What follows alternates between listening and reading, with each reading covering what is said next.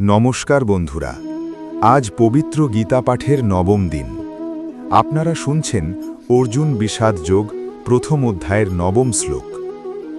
আজ গীতা পাঠের নবম দিনে আমরা এমন একটি শ্লোক নিয়ে আলোচনা করব যা আমাদের শেখায় আনুগত্য আর অন্ধ অনুসরণের পার্থক্য।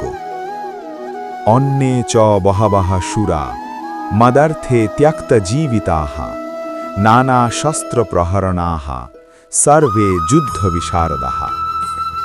দুর্যোধন বলছে, আমার জন্য প্রাণ দিতে প্রস্তুত এমন আরও অনেক বীর আছে যারা নানা অস্ত্রে সজ্জিত এবং সবাই যুদ্ধে পারদর্শী। এই শ্লোক প্রথম শুনলে মনে হতে পারে দুর্যোধন খুব শক্তিশালী, কারণ তার পাশে অনেক যোদ্ধা রয়েছে যারা তার জন্য জীবন দিতেও প্রস্তুত।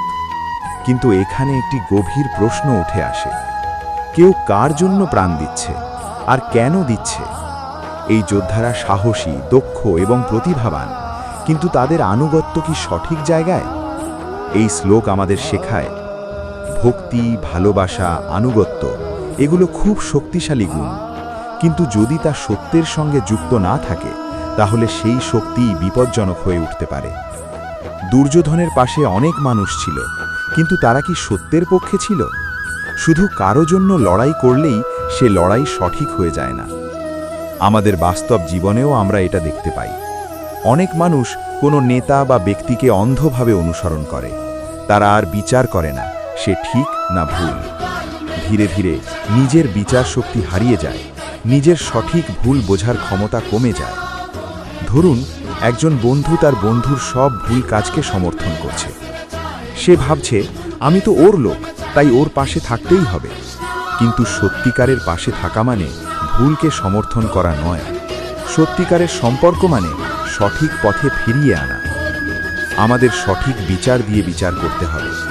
বন্ধুকে পাশে থাকার ভরসা দিতে হবে, কিন্তু তার মানে এই নয় যে সত্য থেকে দূরে সরে যেতে হবে। সত্যিকারের বন্ধু সেই যে তোমাকে ভুল পথ থেকে ফেরাবে। জীবনে আনুগত্য খুবই গুরুত্বপূর্ণ, কিন্তু তা হতে হবে সচেতন, বিবেকপূর্ণ। সত্যকে ছেলে কখনো কাউকে অনুসরণ করো না। সম্পর্কের নামে নিজের বিচার শক্তিকে হারিয়ে ফেলো না। পরবর্তী এপিসোডগুলি শোনার জন্য চ্যানেলটিকে বেল আইকন চাপ দিয়ে সাবস্ক্রাইব করুন। ভিডিওটি ভালো লাগলে লাইক করুন, শেয়ার করুন আর কমেন্ট করে জানান আপনি কি মনে করেন অন্ধ আনুগত্য আজকের সমাজে বড় সমস্যা? জয় শ্রীকৃষ্ণ।